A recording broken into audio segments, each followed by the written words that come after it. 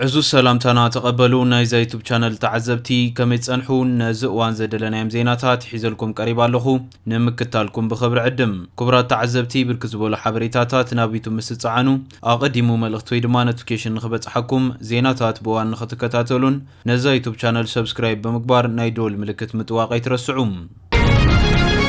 ፖለቲከኛ ጃዋር መሐመድ ሃገራት ቀርና አፍሪካም ፖለቲካውን ቁጠባውን ዕጫን ናይ ሙሳን ዓቅመን ይስእና ከም ዘለዋን እቲ ዞባን ናይ ማእኸላይ መብራቅ ፖለቲካዊ ውድድር ይግዛእ ከም ዘሎን ዘጠንቅቕ ትንታነ አውፅዩ ጀዋር ኣብቲ ናይ ሓባር ስራሕ ኣብ ምጥፋእ መንግስትን ሕብረተሰብን ቀርና አፍሪካ ዝብል ጽሑፉም ኣብ አዲስ አበባን አስመራን መቐለን ሞቃዲሾን ሃርጌሳን ፖርቱ ሱዳንን ዳርፉርን ዝተረኣዩ ወጥርታት መግለጽ ናይቲ ከባቢ ጥራሕ ደይኮነስ በባዕደዋይን ሓይልታት ዝተዳለወ ናይ ጥፋት ፕሮጀክት መግለጺታት እዮም ክብል ኣመልኪቱ ጃዋር ኣብ ጽሑፉ ከም ዝበሎ ላዕለዎት ሓለፍቲ ፕሬዝዳንታትን ጀነራላትን ሃገራት ቀርና አፍሪካ ኣገዳሲ ሃገራዊ ውሳነታት ንምውሳን ናብ ርእሰ ከተማታት ማእኸላይ ምብራቅ ክጎዩ ይረኣዩ እዞም ሓለፍቲ ካብ ናይ ወጻኢ መገሻታቶም ምስ ተመልሱ ድማ ኣብ ውሽጢ ሃገር ዝርከባ ትካላት ባይቶታትን ካቢኔ ሚኒስትራትን ኣብ ካሊእ ቦታ ንዝተወሰነ ውሳነ ንምጽዳቅ ሕጋዊ ሽፋን ንምሃብ ጥራሕን ዝርከባ ኢሉ እዚ ድማ ብነቲ ብደምን መስዋዕትን ዝተሃንጸለ ኣላውነት ናብ ምርኢት ዘጉድለየ ክብል ጀዋር ነቂፍሎም ጀዋር ኣብ ጽሑፉ ናይ ኣካይዳ ናይቶም ሕጂ ዘለዉ መራሕቲ ቀርና አፍሪካ ምስቶም ኣብ መበል 19 ክፍለ ዘመን ንንግዲ ባሮት ዘመቻችው ዝነበሩ ልኡኽ ዛንዚባር ኣመሳሲልዎም ኣሎም ናይ ወጻኢ ሓይልታት ንሓንቲ ግዛኣት ብቐጥታ ምውራር ኣይድልዮምን እዩ እንታይ ደኣ ሃገራዊ ረብሓን ንውልቀ ስልጣንን ሃብትን ኣሕሊፎም ንዝህቡ ናይ ውሽጢ ዓዲ ተወሳእቲ ልዕልና የካርዩ ዝበለ ጀዋር መራሕቲ ኣብ ክንዲ ሓለውቲ ግዛኣት ዝኾኑ ድሌት ናይ ወጻኢ ጎይቶቶም ብምፍጻም ብዓመፅ መንግስቲ ዘመሓደሩ መእተው ደላለው ኮይኖም ኣለው ይብል ኢትዮጵያ ሓዊሱ ብታሪኽ ዱልዱላት መንግስታት ከይተረፉ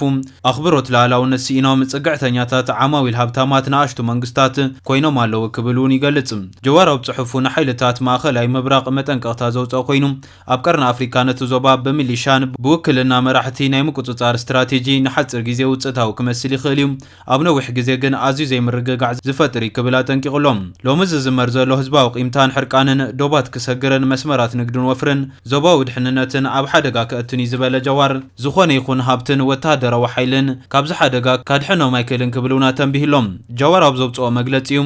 ምትእትታ ወጻኢ ዋላ እኳ ነቲ ዞባ እንተጸለወ እቲ ቀንዲ ሓላፍነት ግን ኣብቶም ብሰላማዊ ኣገባብን ዘተን ፖለቲካዊ ፍልልያት ክፈትሑ ንዘይክእሉ ከባቢያውያን ሓይልታት ከም ዝምልከት ኣስሚሩሎም ቅድሚ ምዝርራብ ዕጥቃዊ ቃልሲ ምቕዳም ንባዕዳዊ ምትእትታዊ ኣፍ ደገ ኸፊቲ ዝበለት ፖለቲከኛ እቲ ፍታሕ ንፖለቲካዊ መልሲ ህዝባዊ ሓላፍነት ምግባር ምዃኑ ኣመልኪቱሎም ንውልቀ ሰባት ዘይኮነ ንዜጋታት ዝሰርሓ ትካላት ምህናፅ ንናይ ወጻኢ ጽልዋ ብድፍረት ዝቃወሙ ትካላት ምህናፅ ኣገዳሲ ክብል እውን ኣተሓሳሲቡ ይርከባሎም ናብቲ ዜና ምስ ንሰግር ሓይልታት ፋኖ ሰለይቲ ዝበልወን ሰለስተ ደቂ ኣንስትዮ ከም ዝቐተሉ ኣረጋጊጾም ኣብ ክልል ኣምሓራ ዞባ ምብራቅ ጎጃም ወረዳ ደብረ ኤልያስ ሰለስተ ደቂ ኣንስትዮ ኣብቲ ከባቢ ብዝተንቀሳቐሱ ዕጡቓት ፋኖ ተቐቲለን ተረኺበን ኣለዋ ኣባል ማእኸላይ እዚ ሓይሊ ብሄራዊ ሓይሊ ኣምሓራ ፋኖ ኣቶ ኣስረስ ማሬ ዳምጤ እቲ ቅትለት ከም ዝተፈጸመ ንማዕኸናት ዜና ኣረጋጊጹሎ እቲ ስጉምቲ ግን እተን ሰለስተ ደቂ ኣንስትዮ ንጸላኢ ክስልላ ተረኺበን ብምባል ከም ዝተፈጸመ ይዕላው ገይሩ ዘሎ ኣመሓደርቲ ወረዳ ደብረ ኤልያስ ብወገኖም እቶም ዕጡቓት ኣብ መዓልታዊ ዕዮም ዝተዋፈራ ደቂ ኣንስትዮ ከም ዝቐተሉን ሓንቲ ካብአን ጸገም ምስማዕ ዝነበራ ምዃናን ብምጥቃስ ነቶም ዕጡቓት ከሲሶም ይርከባሉ ቅትለት እተን ሰለስተ ደቂ ኣንስትዮ ዝምልከት ፈለማ ኣብቲ ከባቢ ምስ ዝንቀሳቐሱ ዕጡቓት ፋኖ ዝተኣሳሰሩ ገጻት ፌስቡክ ኣብ ዝተዘርግሐ ጽሑፍ ይወፂ ነይሩ ሃገራዊ ሓይሊ ኣምሓራ ፋኖ ቴድሮስ እዚ 206 ኮር ርክባት ህዝቢ ኣብ ፌስቡክ ኣብ ዝዘርግሖ ጽሑፍ ልኡኽ ጸላኢ ድሕሪ ምቕባለን ንትሽዓተ ኣዋርሕ ንጸላኢ ሓበሬታ ከቕብላ ኣብ ዝጸንሐ ባንዳታት ስጉም ተወሲድና ኣለና ክብል ይገሊጹ ነይሩ ማዕኸናት ዜና ብዛዕባ እቲ ጉዳይ ማሕበራዊ መራኸቢታት ዝተዘርግሐ ሓበሬታ ብዝምልከት ንኣባል ማእኸላይ እዚ ብሄራዊ ሓይሊ ኣምሓራ ፋኖ ኣስረስ ማሬ ዳምጤ ዝተወከ ሰው ኮይነን ነዘን ሰለስተ ደቂ ኣንስትዮ ካብ ዝሓለፈ ክረምቲ ንነዊሕ ኣዋርሕ ኣብ ስልያ ተጸሚደን ነይረን ብምባል ከሲስሎም እዚ ድማ ብሽፋን መዓልታዊ ዕዮም ዝገብሮ እዩ ክብል እቲ መራሒ ፋኖ ተዛሪቡሎም እዚ ናይ ስልያ ስራሕ ድማ ናብቶም ናይቲ ከባቢ ምልሻ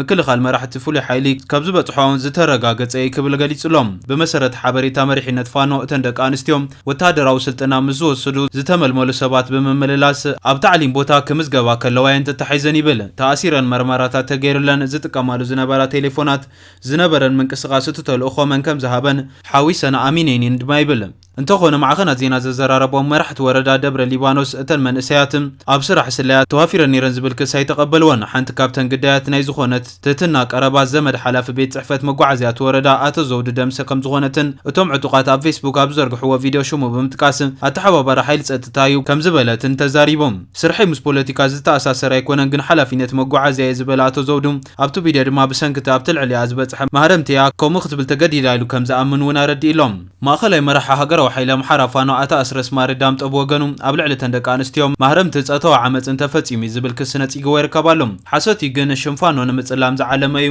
ብምባል ጸተዋ መጥቃዕታ ይበፅሐንን እቲ ቃለ መሕትት እውን ብናጽነት ዝሃቦ እዩ እቲ ሰራዊት ብፍሉይ መንገዲ ጸተዋ ዓመፅ ዝፍጽመሉ ወይ ድማ ብፍሉይ መንገዲ ኣብ ልዕሊ እንስጉምቲ ዝወስደሉ ካሊእ ምክንያት የለን ክብል ድማ ወሲኹ ገሊጹ ይርከብ ኣሎ። ኣስረስ ነተን ኣብ ስለያ ተዋፊረን ዝበለን ደቂ ኣንስትዮ ከም ተዋጋእቲ ከም ዝቆፅረን ድማ ገሊጹሎም። ብመሰረት ሕጊ ደንቢ ፋኖ ንጸላኢ ክስልል ዝተረኽበ ሰብ ናይ ሞት መቕጻዕቲ ከም እንወስድ ኣብ ካልእ መድያት እውን ተመሳሳሊ ስጉምቲ ከም እንወስድ ይፍለጥ ክብል እውን ገሊጹሎም። ኣብ ማእሰርቲ ዝርከቡ ሰባት ምቕታል ከም ገበን ኩናት ክውሰድ ይኽእል ዝብል ሕቶ ዝቐረበሉ መራሒ ፋኖ ኣስረስ ምሩኻት ኣብ እዋን ምውግእ ብፍቓድ ኢዱ ዝህቡ ሰብ እዮም። ይኹን እምበር እዘን ደቂ ኣንስትዮ ኣብ ትሕቲ ፍሉይ ኩነታት ኣብ ስለያ ስለ ዝተዋፈራየን ተታሒዘን ብመሰረት ሕገ ደንብና ከም ምሩኻት ኩናት ኣይተሓዛን ክብል መልሲ ይብሎም። እዚ ኣህጉራዊ ሕጊ ገበን ኣህጉራዊ ውዕል ኣተሓሕዛ ምሩኻት ኩናት ዝጥሕስ ኢልና ኣይንኣምንን ክብል እውን ኣብ መግለፂኡ ገሊጹሎም።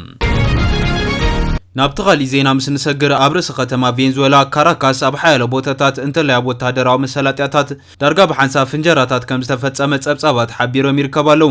ኣብ ማእኸል እታ ከተማ ዝርከብ ወታደራዊ መዕርፎ ነፈርቲ ካርሎታን ቀንዲ ወታደራዊ ማዓስከር ፍርተትዮናን ፍንጀራ ከም ዝተፈጸሙን ናይ ዓይኒ መሰኻኽር ገሊጾም ኣለዉ። ኣብ ከባቢኦም ዝርከቡ ሓያሎ ሰባት ብዘይ ኤሌክትሪክ ተሪፎም ኣለዉ። ኣብ ልዕሊ እታ ከተማ ነፈርቲ ውግእ ከም ዝበረራ ዘይተረጋገጸ ጸብጻባት እውን ወፂሎም። እዚ ምዕባለታት ኣብ መንጎ ኣሜሪካን ቬንዙዌላን ዝያዳ ወጥሪ ኣብ ዝረኣየሉ ህሞት ኮይኑ ዋሽንግተን ኣብ ካሪብያን ኣብ ልዕሊ ዕፀ ፋርስ ሒዘን ፍጥነት ዝንቀሳቐሳ ጀላቡ ወታደራዊ መጥቃዕቲ ኣብ እትገብረሉ ዘላ እዋን እዩ። ኣሜሪካ ፕሬዚዳንት ቬንዙዌላ ኒኮላስ ማዱሮ ብዘይሕጋዊ መንገዲ ከም ዝተመርፀን ብውልቁ ድማ ብመንገዲ እቲ ሃገር ኣብ ዘይሕጋዊ ምስግጋር ዕፀ ፋርስን ከም ዝተዋፈረን እያ ትገልጽ። መንግስቲ ቬንዙዌላ ኣብ ቀረባ እዋን ዋሽንግተን ዝወሰደቶ ስጉምታት ምምንዛዕ እገዳ ዝተገብረለን መራኽብ ነዳዲ ዘጠቓልል ሸርሕታት ኣካል ናይቲ ፕሬዚዳንት ማዱሮ ካብ ስልጣን ንምእላይ ዕቁር ነዳዲ ቬንዙዌላ ንምቁፅጻርን ዝግበር ጻዕሪ ምዃኑ ገሊጹ እዩ። ብኻሊእ ዜና ናይ ኣሜሪካ ጉዳያት ፖሊሲ ዝተንትን ፌሬን ፖሊሲ ዝተባሃለ መጽሔት ኣብ መንጎ ኢትዮጵያን ኤርትራን ንሓየለ ዝመጸ ዲፕሎማስያዊ ወታደራውን ወጥሪ ኣብ 2026 ናብ ግጭት ከምርሕዮም ተባሂሎም ካብ ዝስግኡ ኣቓልቦ ክግበረሎም ኣለዎም ብዝብል ካብ ዝተለዓሉን 10 ኩናታት መንጎ ሓደ ክብል ዘተሓሳሰበ ኮይኑ እዚ ጉዳይ ድማ ዘራረበ ኮይኑ ቀፂሉሎም። ኣብ መንጎ ክልተን ሃገራት ክውላዕ ዝኽእል እዚ ኩናት ሙላእ ዘበቆርና ኣፍሪካ ናብ ሓያል ኩናት ከእቱ ከም ዝኽእል እውን ኣጠንቂቕሎም። እቲ መጽሔት ኣብ ጸብጻቡ ኣብ ዝሓለፈ ኣዋርሕ ኣብ መንጎ ኣዲስ ኣበባን ኣስመራን ዘሎ ዳርባ ቃላትን ክስታትን ነቲ ስጋት ኩናት ሓይልዋለ ዝበለ ኮይኑ እቲ ስጋት ንሓይለ ዝመጸሉ ምክንያት ማሕበረሰብ ዓለም ኣቓልቦ ኣብ ካልኦት ግጭታት ብፍላይ ድማ ኣብ ኩናት ሱዳን ኣብ ዘድሃበሉ እዋን ከም ዝኾነ ይገልጽ። ቀዳማይ ሚኒስትር ኣብይ ኣሕመድ ኤርትራ ኣብ ውሽጢ ኢትዮጵያ ዝንቀሳቐሱ ጸረ ብልጽግና ዕጡቃት ትድግፍያ ብዝብል ይኸሱ ዝበለ ኮይኑ በዓል ስልጣናት ኤርትራ ድማ ኢትዮጵያ ተኽታኽ ኩናት ተካይድ ምህላዋ ይገልጹ ክብል እውን እቲ ጸብጻብ ኣልዒሉሎም። ብተወሳኺ ኣብ መንጎ ኢትዮጵያን ኤርትራን ፈኸም ዝብል ዘሎ ወጥሪ ንቐርኒ ኣፍሪካ ናብ ዝኸፍአ ኩነታት ከየእትዎ ስጋት ፈጢሩ ከም ዘለውን ይገልጽ። እቲ ወጥሪ ቀዳማይ ሚኒስትር ኢትዮጵያ ኣብይ ኣሕመድ ሃገሩ ኣፍ ደገ ባሕሪ ክትረክብ ዘለዋ ክትርህርፋን ስዒቦም ዝስምዑ ዘለዉ ተረኻታት እቲ ሃገር ዘንቀሎም ምዃኑ እውን ይገሊጹሎም። እቲ ትካል ምክትታል ጎንፅታት ኣብዚ እዋን እዚ ኣብ መንጎ ክልተን ሃገራት ዝውላዕ ግጭት ነቲ ድሮ ብግጭት ትግራይ ሕጂ ድማ ብኩናት ሱዳን ዝዓኑ ዞባ ከቢድ ዕንወት ክኸውን ይክብል ድማ ይጠንቅቕ። ኣብ ሃዋህው ኣይኩናት ሰላም ንልዕሊ 20 ዓመታት ዝቐጸለ ዝምድና ኤርትራን ኢትዮጵያን ቀዳማይ ሚኒስትር ኣብይ ኣሕመድ ኣብ 2018 ናብ ስልጣን ምስ መጸ ንውዕላ ኣልጀርስ ከም ዘተግብር ብቐጥታ ድሕሪ ምግላጹ ዝምድና ክልተን ሃገራት ብቕልጡፍ ናብ ድብር ክምለስ ተራእዩ ነይሩ። ኣብ 2020 ኣብ ኩናት ትግራይ ብሓባር ዝወፈሩ ኮይኖም ድሕሪ ውዕሊ ፕሪቶርያ ግን ዝምድናኦም ክሕርፍፍ ተራእዩ። ቀዳማይ ሚኒስትር ኣብይ ኣሕመድ ዝርከቦም ዝተፈላለዩ ላዕለዎት ማእኸሎት ሰበስልጣን ኢትዮጵያ ኣብ ጥቅምቲ 2023 ኣትሒዞም ብዛዕባ ተጠቃምነት ባሕሪ ሕቶ ካብ ዘልዕሉ ክሽሕኽር ንዝጸንሐ ዝምድና እዘን ክልተ ሃገራት ንቓልዕ ክወፅእ ገይርዎ እዩ። ክልቲኦም መንግስታት ዘካይድዎ ዘሎ ናይ ቃላት ምምልላስ ናብ ኩናት ተሰጋጊሩ ኣብ ቃርኒ ኣፍሪካ ካልእ ሓድሽ ግጭት ከይለዓል ድማ ሓያለ ስጋት ፈጢሩ ይርከብ። ኣብ ታሕሳስ ብምምሕዳር ፕሬዚዳንት ዶናልድ ትራምፕ ዝወፀ ሓድሽ ስትራቴጂ ሃገራዊ ድሕነት ኣሜሪካ ምስ ኣፍሪካ ኣብ ተካይዶ ሽርክነት ተኸሎ ኩናት ኢትዮጵያ ኤርትራ ንምኽላፍ ከም እትሰርሕ ገሊጹ እቲ 33 ገጻት ዝሓዘ ሰነድ ቀዳምነት ኣሜሪካ ንዝብል መትከል ትራምፕ ዘራጉድ ኮይኑ ኣሜሪካ ድሌታ እንታይ ክኸውን ኣለዎ ድሌት ንምርካብ እንታይ መንገድታት ኣለዎ ከምኡውን ውፅኢታትን መስራሕትን ብኸመይ ምስ ስትራቴጂ ሃገራዊ ድሕነት ግብራዊ ምትእስሳር ይህልዎም ንዝብል ሓበራዊ ረድኤት ንምፍጣር ዝወፀ እዩ ክራይሲስ ግሩፕ ነቲ ወጥሪ ንምጉዳል ኣብ ልዕሊ እቲ ዞባ ዕናዊ ግጭት ንኸይፍጠር ኣብ ከም በዓል ኬንያ ደቡብ ኣፍሪካን ዝኣመሰላ ሓይልታት ኣፍሪካ ከምኡውን ካብ ኣሜሪካን ቻይናን ሕብረት ኤውሮፓን ዝዓበየ ዲፕሎማስያዊ ምትእትታው ብህፁፅ የድልይሉ ኣሎ እምበር ከስ ክቡራት ተዓዘብቲ ነዚ እዋን ዘደለኒ ሓበሬታ ዝመስል ነይሩ ብኻሊእ ዜና እስካዕ ንረኸብ ሰላም